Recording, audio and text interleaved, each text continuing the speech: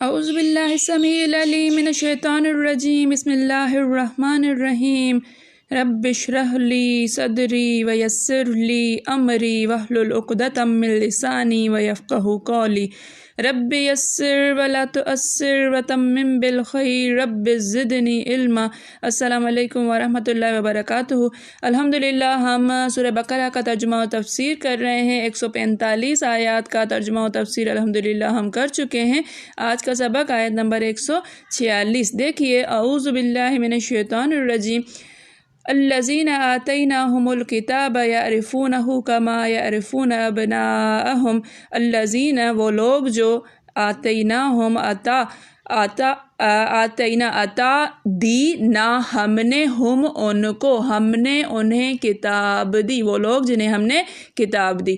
الکتاب کتاب، یعرفونہ یعرفون یہ جمع کا صیغہ ہے، وہ پہچانتے ہیں، ہو اس کو، ہو ضمیر نبی کریم صلی اللہ علیہ وآلہ وسلم کی طرف لوٹ رہی ہے۔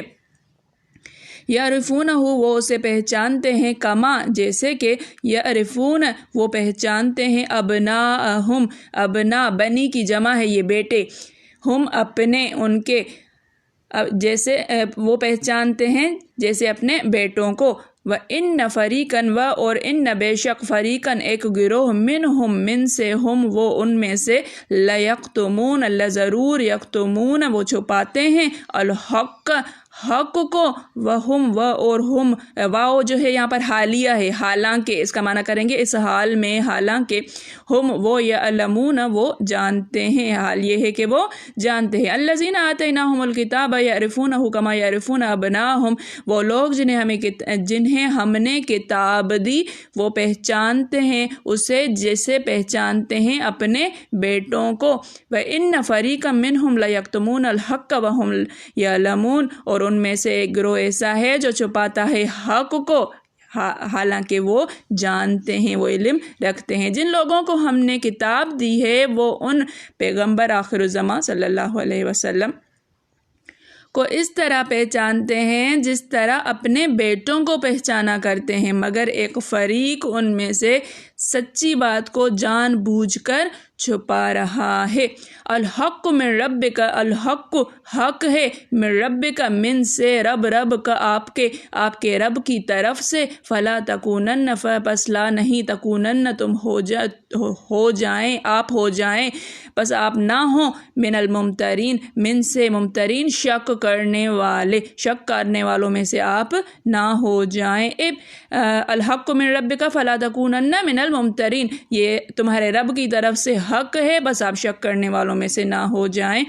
اے پیغمبر یہ نیا قبلہ آپ کے پروردگار کی طرف سے حق ہے، تو آپ ہرگز شک کرنے والوں میں نہ ہوں۔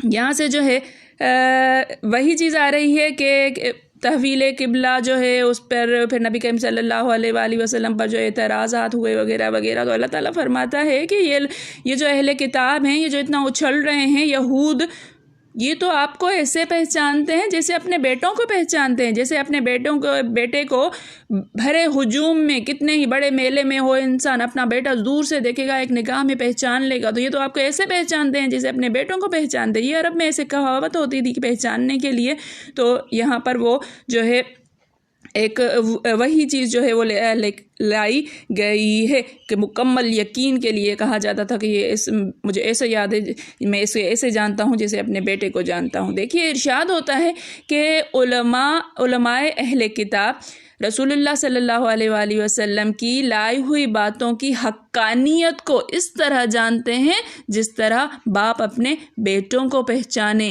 یہ ایک مثال تھی جو مکمل یقین کے وقت عرب دیا کرتے تھے، تو یہ مثال جو ہے وہ اللہ تعالیٰ بھی قرآن مجید میں لے کر آئے ہیں۔ ایک حدیث میں ہے کہ ایک شخص کے ساتھ چھوٹا بچہ تھا، چھوٹا سا پیدا ہوا تھا بچہ، یا پھر وہ اس کے ہاتھ میں تھا، اس کا ہاتھ پکڑے ہوئے لے کر آیا تھا۔ یہ حدیث مجھے یاد ہے، ہم نے پڑھی تھی۔ آپ نے اس سے پوچھا یہ تیرا لڑکا ہے؟ اس نے کہا حضور صلی اللہ علیہ وآلہ وسلم حضور آپ بھی گواہ رہیے۔ آپ نے فرمایا نہ یہ تجھ پر پوشیدہ رہے نہ تو اس پر، یعنی مجھے اتنا پکا یاد رہے کہ یہ میرا بیٹا ہے۔ اس کے ضمن میں پھر ہم نے جو ہے وہ کچھ اور مسائل پڑھے تھے، تو یہ حدیث اس طرح سے ہے لیکن وہاں یہ ذکر کا وقت نہیں ہے۔ اچھا، قرطبی رحمۃ اللہ کہتے ہیں کہ ایک مرتبہ حضرت عمر فاروق رضی اللہ تعالیٰ عنہ نے حضرت عبداللہ بن سلام سے، جو یہودیوں کے زبردست علامہ تھے، یہ مدنی دور میں ہی عبداللہ بن سلام جو ہیں وہ ایمان لے آئے تھے، پوچھا کیا تو حضرت محمد صلی اللہ علیہ وسلم کو ایسا ہی جانتا ہے جس طرح اپنی اولاد کو پہچانتا ہے؟ جواب دیا ہاں، بلکہ اس سے بھی زیادہ، اس لیے کہ آسمانوں کا امین فرشتہ یعنی جبرائیل علیہ السلام زمین کے امین شخص یعنی حضرت عیسیٰ علیہ السلام پر نازل ہوا اور اس نے آپ کی صحیح تعریف بتا دی، یعنی حضرت جبرائیل حضرت عیسیٰ کے پاس آئے اور پھر پروردگار عالم نے ان کی صفتیں بیان کی جو سب کی سب آپ میں موجود ہیں، آپ صلی اللہ علیہ وسلم میں۔ پھر ہمیں آپ کے نبی برحق ہونے میں کیا شک رہا؟ ہم آپ کو بیک نگاہ کیوں نہ پہچان لیں، یعنی ایک ہی نظر میں کیوں نہ پہچان لیں، بلکہ ہمیں اپنی اولاد کے بارے میں شک ہے اور آپ کی نبوت میں کچھ شک نہیں۔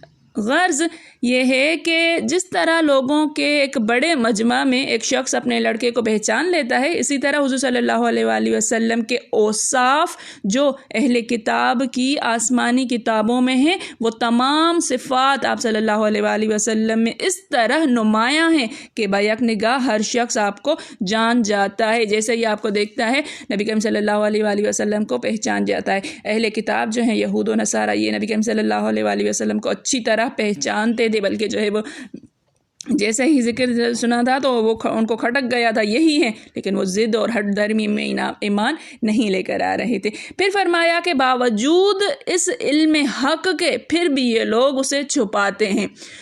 پھر اپنے نبی صلی اللہ علیہ وآلہ وسلم اور مسلمانوں کو ثابت قدمی کا حکم دیا ہے کہ خبردار تم ہرگز حق میں جو ہے وہ شک نہ کرنا، الحق من ربک، یہ حق ہے تمہارے رب کی طرف سے، یہ قبلے کا پھر جانا، یہ احکامات کا آنا، بس تم شک میں نہیں پڑنا، یہ اللہ تعالیٰ کی طرف سے ہی حکم ہے۔ ایسا نہ ہو کہ یہود کے اعتراض سے اور ان لوگوں کے جو ہے وہ چالوں سے آپ لوگ کچھ شک میں پڑ جاؤ۔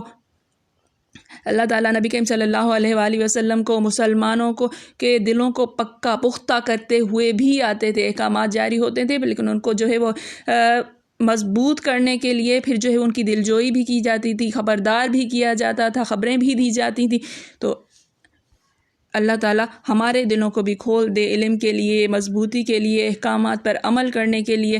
اللہ تعالیٰ قرآن مجید کی تعلیم کو ہمارے لیے آسان کر دے، ہمارے حاصل کرنا آسان کر دے۔ اللہ تعالیٰ ہمارے سینوں کو کشادہ کرے۔ اللہ تعالیٰ دین حق پر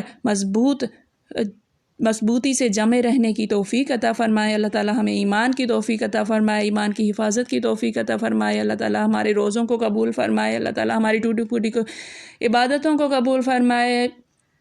اللہ تعالیٰ ہمیں توفیق عطا فرمائے کہ یہاں وہاں اپنا ٹائم ضائع کرنے کے بجائے ہم قرآن کو ٹائم دیں، ہم قرآن پڑھیں، ہم جو ہے وہ سیکھیں، سمجھیں، کچھ عبادت میں لگ جائیں، تسبیحات میں لگ جائیں، نوافل ایکسٹرا پڑھیں، ہم نماز کی پابندی کوشش کرتے رہیے کہ آپ جو ہے وہ ہر وقت باوضو رہیے۔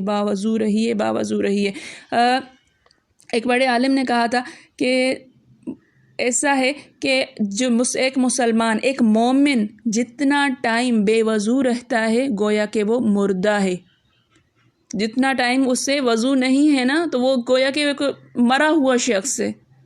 اپنے آپ کو زندہ کیجئے، ہر وقت باوضو رہیے۔ جیسے ہی وضو ٹوٹتا ہے، وضو کرنا 2 منٹ کا کام ہوتا ہے، ضروری نہیں ہے اگر آپ کو اتنا زیادہ مشکل لگتا ہے، بھاری لگتا ہے 3 بار جو ہے وہ ہر عضو کو دھونا، ایک بار دھوئیے۔ چہرہ دھونا، بازو، ہاتھ تو ہم ویسے بھی دھوتے ہیں، کوہنیوں تک بازوؤں کو دھونا ہے، چہرے کو دھونا ہے، مسح کرنا ہے اور پیر دھونے ہیں۔ اتنا سا وضو ہے ہمارا، اور یہ وضو اللہ تعالیٰ کو جو ہے وہ کتنا پسند ہے۔ پھر مسلمان جب قیامت میں آئیں گے تو ان کے وضو کے اعضاء چمک رہے ہوں گے اور ان سے مسلمانوں کی پہچان ہوگی، روشن چمک رہے ہوں گے نور کی طرح۔ جن اعضاء پر ہم وضو کرتے ہیں، پیشانیاں ہماری چمک رہی ہوں گی، بازو ہمارے چمک رہے ہوں گے، پیر ہمارے چمک رہے ہوں گے۔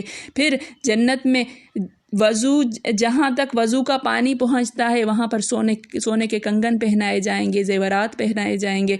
تو اللہ تعالیٰ ہم سب کو توفیق عطا فرمائے، اللہ تعالیٰ ہم سب کو نیکیاں کرنے کی توفیق عطا فرمائے۔ میرے پڑھانے میں، آپ کے پڑھنے میں، میرے سمجھانے میں، آپ کے سمجھنے میں کوئی غلطی، خطا، بھول چوک ہو گئی ہو تو میں اللہ کے حضور میں توبہ کرتی ہوں اور معافی کی خواستگار ہوں۔ اللہ تعالیٰ ہم سب کا حامی و ناصر ہو۔ ربنا تقبل منا انک انت السمیع العلیم۔ السلام علیکم ورحمۃ اللہ وبرکاتہ۔